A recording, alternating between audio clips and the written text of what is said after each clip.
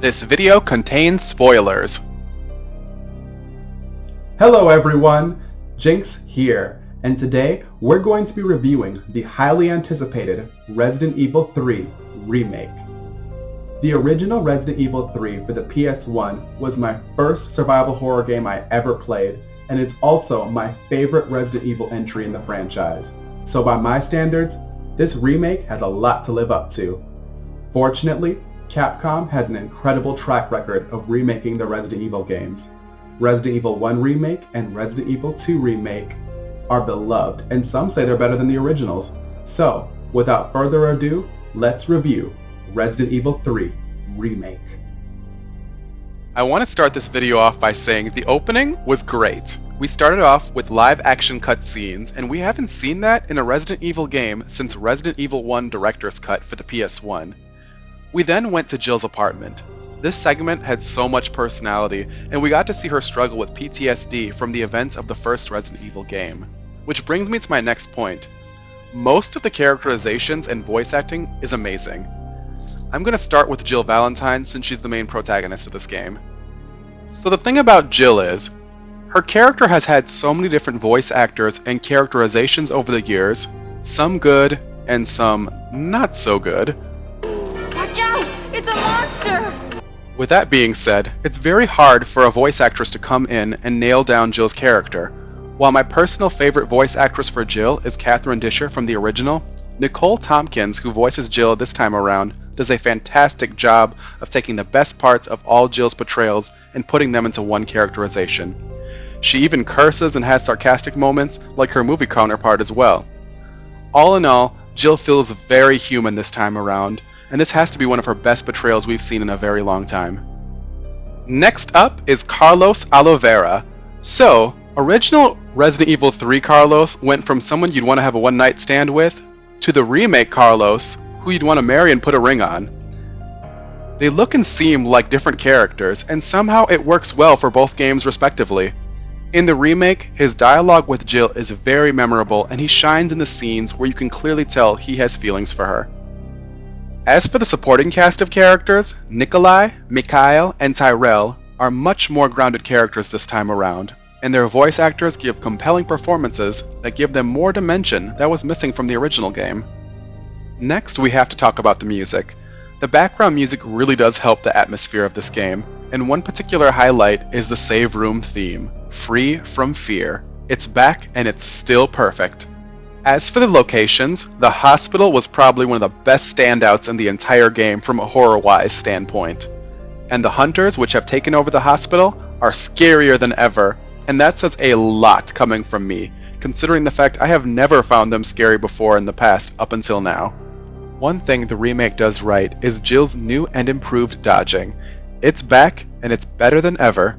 Evading enemies at the right time feels very rewarding, instead of accidental like it did in the original game. One thing Resident Evil 3's remake did particularly well was how it showed the events of Resident Evil 3 and how they impact directly into Resident Evil 2.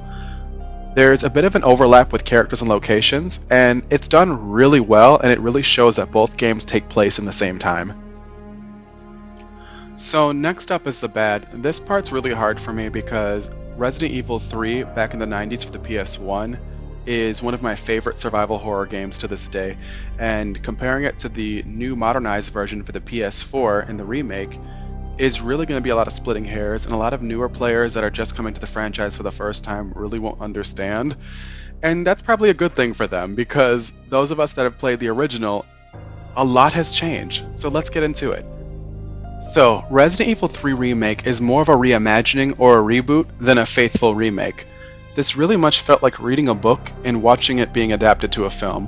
A lot of the events are skipped, rushed, out of order, and done differently to fit a different narrative. One thing I could see being an issue was the amount of cut content from the original. An obvious example of this was the removal of the clock tower and park locations, as well as a handful of cut enemies, which is a huge shame with this game because it feels a bit short, and the game can be beaten in one playthrough going into this. Another change is that the remake has no alternate story paths based on the decisions the player makes, in favor of a very linear cinematic story. This time around, the quote-unquote puzzles are very basic and uninspired, whereas in the original, they could be a bit challenging at times. While most of the locations are good in the game, the iconic Raccoon City police station scenario felt out of place in the context of the story, giving it the feeling of underutilized filler.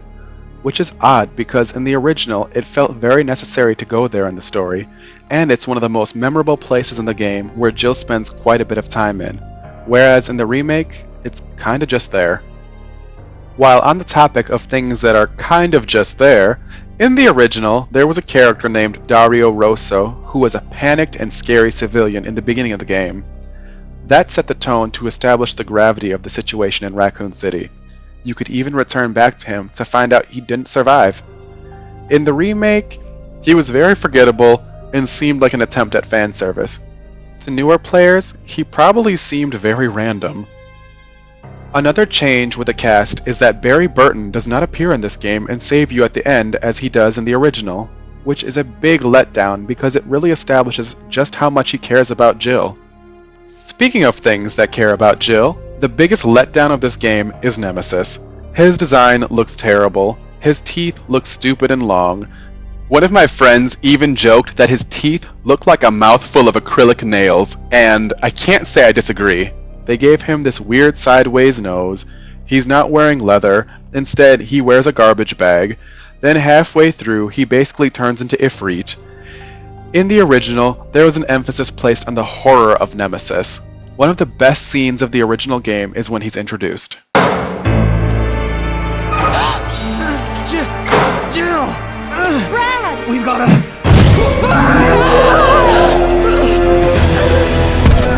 Jill! Help!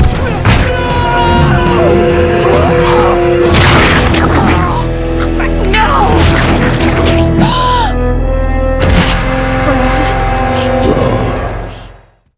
Which ties into my next point.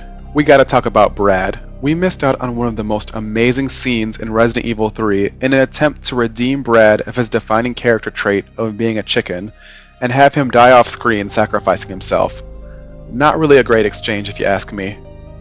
Speaking of stars, we gotta talk about Jill. While her face model is stunning, her new outfit is very basic compared to her iconic original outfit, and this time around she looks more like Maggie from The Walking Dead. I had the same complaint with Resident Evil 2's remake, with Claire's iconic Made in Heaven look basically becoming Zoe from the Left 4 Dead games. And now Jill dresses like most women in action video games. Cough, tank top, cough, jeans. And while we can get the DLC costume that's inspired by the original, it's still not the same. It's baggy, and it looks like Nemesis tried on Jill's outfit before she did. She's also wearing a skirt now. The reason I bring this up is because, in my opinion, I feel survival horror characters like Heather from Silent Hill, Fiona from Haunting Grounds, and Miku from Fatal Frame wear skirts. And it's a very subtle element of vulnerability that always adds to the survival horror experience. On top of the fact that the boutique and all of the alternate costumes are gone, with the one exception of Jill's Stars costume. But who knows, they may add the rest as paid DLC. Another major complaint I probably should have mentioned before was the reimagining of Raccoon City this time around. It felt very neon and colorful compared to the perfect atmosphere in the original. It also didn't feel as if it was set in the 90s either. While not a big deal at first, it did get really stupid when Nemesis took a rocket launcher at Toy Uncle Store's head, and it went into a Resident Evil 4 boulder sequence at Jill. That, without question, was the biggest scene that took me out of the game. This seems to be Resident Evil's Achilles heel. Capcom has a tendency to take a perfect survival horror game and turn it into an action movie, which really does leave the fans divided. The game has many times where you are taken out of gameplay to see a scene which more times than not involve Jill in a cinematic action scene which result in her being ragdolled around. We also missed out on this epic scene as well. You want stars? I'll give you stars. And we ended up with this instead. Come on, you creepy-ass stalker! You want stars? I'll give you stars! Those two scenes pretty much sum it up. They have a lot of the same elements, but the context has changed so much that it's drastically different. Especially for hardcore fans, we notice stuff like this a lot. As for the final verdict, is Resident Evil 3's remake better than the original? The answer is no. Resident Evil 3's remake receives the passable grade of C+. It's not a bad game by any extent of the imagination. However, compared to Resident Evil 1 and 2's remakes, it's the worst of the remake trilogy. The reason I say this is because the Resident Evil 1 and 2's remake standards felt as if they kept most of the game intact while updating it with a beautiful makeover and adding fresh content to surprise original fans. Whereas with Resident Evil 3's remake, segments and locations are removed, puzzles are watered down in favor of action. And while comparing the remake to the PS1 version, it still falls short in many ways that made the original a timeless gem in the series. The game very much does some things right, and even better than the original in some cases, but at the same time it also does some things wrong that take away from what made Resident Evil 3 special in the first place. I think I would have been a bit more forgiving of this if they would have made this into a CGI movie like Degeneration, since it's such an action-heavy paced cinematic feature. However, with that being said, on a second playthrough, it does feel very much like an action game, and it does feel like a very good action game. However, when I play Resident Evil, I'm looking for a great survival horror experience, and it pains me to really say this because I like this game, but I wanted to love this game. And that's my review. Sound off in the comments below what you guys think, and thank you for liking, subscribing, and share this video if you care. Me, Jinx, signing out.